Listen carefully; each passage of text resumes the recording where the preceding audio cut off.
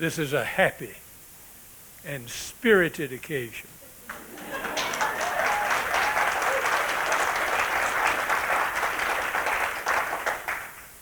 You're enjoying yourselves.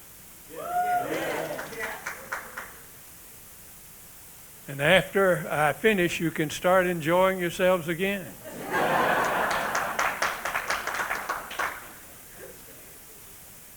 There's a title in the program of what I'm going to say, rather long.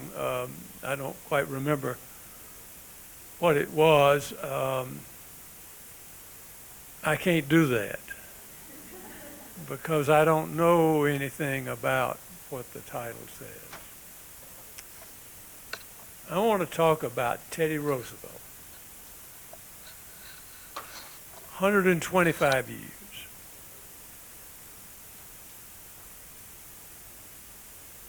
My speech is, what would Teddy Roosevelt do now? He was part of a generation and an era of people that were making a lot of changes, not just in politics, but all over. He's a contemporary of Orville and Wilbur Wright, who's a big name in Dayton. Dayton was at one time the Silicon Valley of the United States.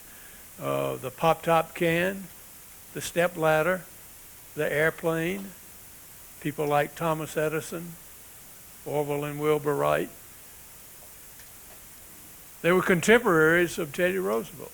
In fact, did you know that Teddy Roosevelt was the first president to fly in an airplane? How about that?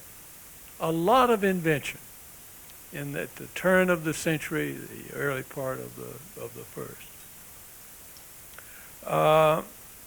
I've been thinking about Teddy and this occasion and what he would do. And I know exactly what he would do.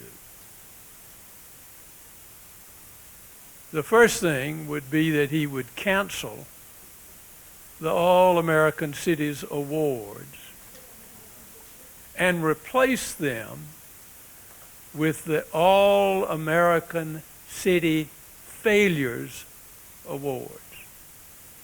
Now, I was talking to my colleagues this week about what I was going to say here, and when I announced that, I could see in their eyes like, for God's sakes, don't say that. These people are celebrating extraordinary accomplishments in their cities, and you're going to come there and you're going to rain on their parade. And worse, All-American City Failures Awards. What do you mean by that? Well, it's not entirely facetious. You see, Teddy's Awards would go to cities that knew how to fail successfully. They knew how to fail successfully. I asked an Air Force general one time why Orville and Wilbur crashed so much. He says, it's simple.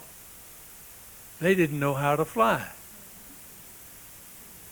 Any achievement, lasting achievement, doesn't come suddenly. It comes with trial and error.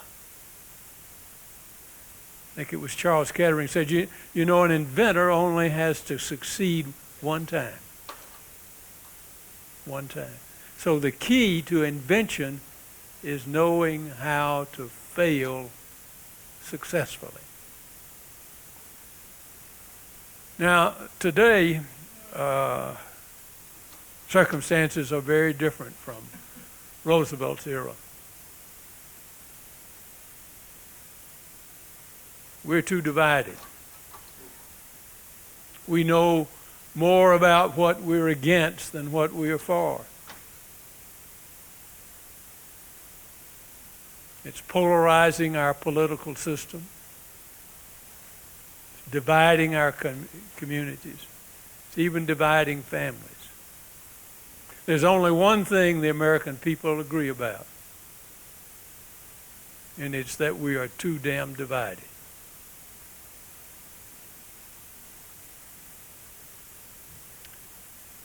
The most sinister part of it is that, and oh, by the way, I was going to say, there's a lot of self-satisfaction in local officials because they read polls that say people like local government better than they do the federal government.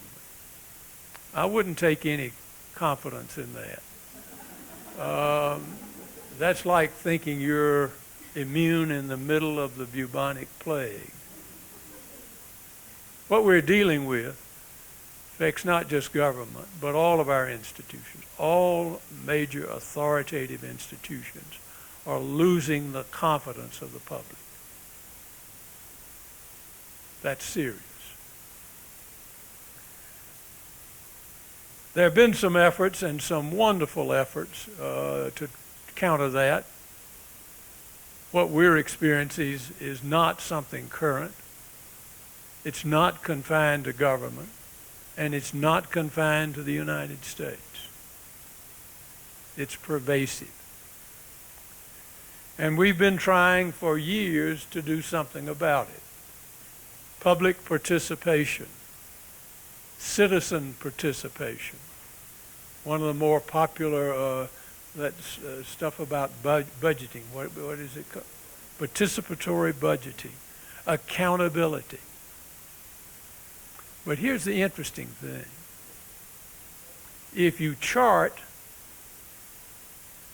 the growth of participatory, accountability, consultative efforts, they go up like this. And then if you chart the loss of confidence, they fall down at the same rate. Giving rise to some scholars who say, in fact, although done with all good intention, I feel a little bit guilty about saying bad things about good people doing good things, but there may be a correlation. It may be that the things that we are doing now to engage the public are in fact driving them farther away. Why else would there be this inverse chart? I don't know. Whatever it is, it's not enough. And all the things that we're going to celebrate here in this All-American Cities Awards, as fine as they are, may be necessary but not sufficient. We may have to go beyond where we're going.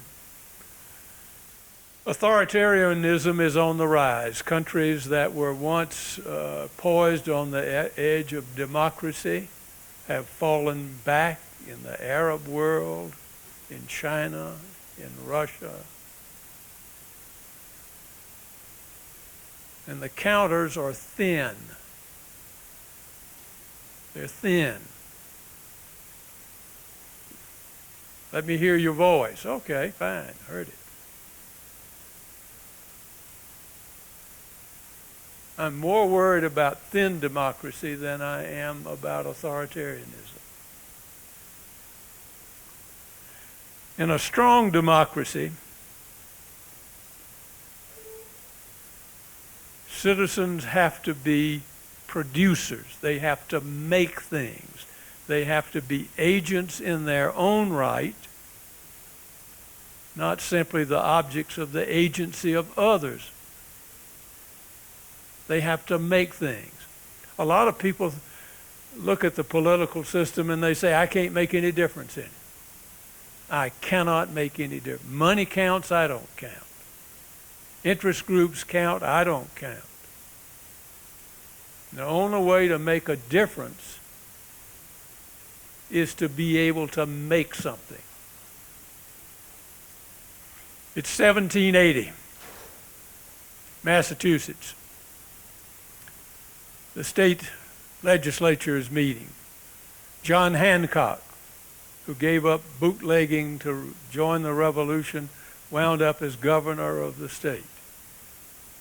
And they invite a man named Samuel Cooper, preacher, to deliver the sermon at the celebration of the writing of the first Constitution for the state of Massachusetts. Now, these are the people that participated in the revolution. I don't think Reverend Cooper took up a gun, but he was so sympathetic that he was on the hit list for the British. So he'd been involved. And the people he was talking to had actually fought the revolution, and more than that, they had created the state constitution.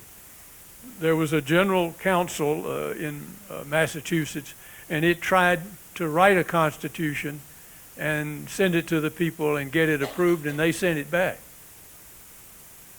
They had to rewrite the Constitution all over again because in town after town after town, in meetings like this, they sat and talked about whether that's what they wanted or not. So they were celebrating the revolution and the creation of a new government. And the Reverend Cooper was here at the platform, and he gave a sermon. And the end of it went something like this. He said, what we're here to do is to celebrate the constituting or the form of a government and laws. But these are our laws because we made this government. We made this Constitution. He said it's like our fields that we own. We make the crops. They're ours. And in that sense, this Constitution and this new country are ours. And here was the closing line. He said, I feel a part of the sovereignty of my country. Now, be honest.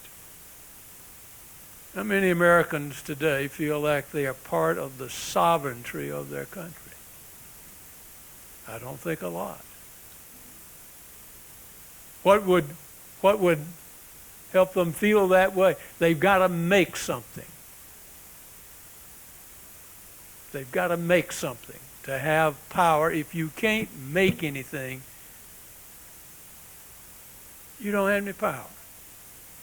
If I empower you now, which of us really has the power, right? In a democracy, citizens have to be self-empowering, and they do that by joining with others to make things that make life a little bit better for everybody if they can. So citizens have to be producers. Now, when I start talking about that, we've tested this with some, you get a lot of pushback on citizens as producers. And particularly the line that says there are some things that only citizens can make. Oh, that gets a lot of grumbling in the ranks. Some things that only I'm a trained professional. What do you mean there are some things that I can't make? Well, there are. There are. And they're made not just by people volunteering to serve in the hospital or in the schools, and God love that, that's wonderful. They make it on their own initiative. Nobody told them to. Nobody asked them to. Nobody even organized them to do it. And it happens every day. Have you ever? Sure you have. You've read stories about communities after disaster strikes. We have the first responders, but they're not the first responders. They can't get there. There's not a road. There's no food. There's no water. Who are the first responders? They're your neighbors. You live or die depending on whether they come and rescue. And they're not organized. They just show up on their own initiative. And they produce something. So it happens. But not regularly in our institutions. Our institutions are not built to deal with citizens as producers anymore. We're doing some work with higher education. Higher education is one of those institutions that's lost public confidence, and along with it, public financing. Serious problem. They were once seen as public goods, serving public goods, and therefore they were worthy of tax support and philanthropic support. Now people see them really more as service stations and grocery stores. You go there and you buy a career. And the argument is, look, we're going to make you successful and rich. Why should the rest of us pay for your education? So we're witnessing the defunding. But think about how this institution, it's not the only one, understands citizens. Citizens are the parents who pay the tuition. Citizens are the people who call on cell phones in the middle of speeches. And citizens are the alumni that give their support, right? All understandable reason. Citizens are the patients for the medical school. They are the clients for the law school. Nowhere are they seen or treated as producers. They don't make things. And for most of our institutions, they are not built to deal with citizens as producers. Now, as I say, there's a lot of pushback on the thought that there are some things that only citizens can do. I'll give you my favorite example. We have wonderful medical institutions, and they can care for you. But only your friends and neighbors can care about you. And we now know, clinically, that people caring about people is in fact not sentimentality, it's good medicine. It's good medicine. So there are some things that only citizens can do. And that's no criticism of institutions. A neighbor of ours won the Nobel Prize a few years ago, Eleanor Ostrom, showing that our major institutions actually can't do their job anymore without what she called the co-production of public goods by other people. If you depend on teachers to do all the teaching, you're going to come up short. If you depend on professionals in medicine to do all the healing, you're going to be sick. If you depend on any group, however skilled they are, you're going to come up short if you don't have citizens, parents, families, communities reinforcing what they do. We've tried at the Kettering Foundation, which is a small research organization. When you hear the word foundation, you tend to listen to what I have to say. It's a scam. We're a research institute. We don't give anybody money. We're stingy and selfish, or shouldn't. The law is prohibited. But we put all of what I'm trying to say here in a book That's still in progress. But we do have a small introduction to this notion, which is where I'm going to wind up with my remarks. If we've got too much against, maybe we need more with. Maybe we need more with.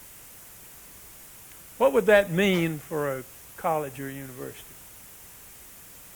I don't have the foggiest idea. What would it mean for a city government? I don't know. What would it mean for an organization like the United Way? Beats me. And I don't know, and I'm not sure anybody else does. To find out, we're going to have some experimentation. And if we have some experimentation, somebody's going to fail. And rather than just giving the prizes to the folks that happen to succeed, maybe we need to start giving prizes to those who failed successfully in a good cause. Failed successfully in a good cause. And that's where I started. Now, I don't think, as some do, that the United States is a declining power. I don't think that what we're going through now will last forever. I think the history of this country is a history of resilience, bouncing back. And I'm confident we'll do that. And where did I get that confidence? How do I know that? I learned it from people like you. Thank you.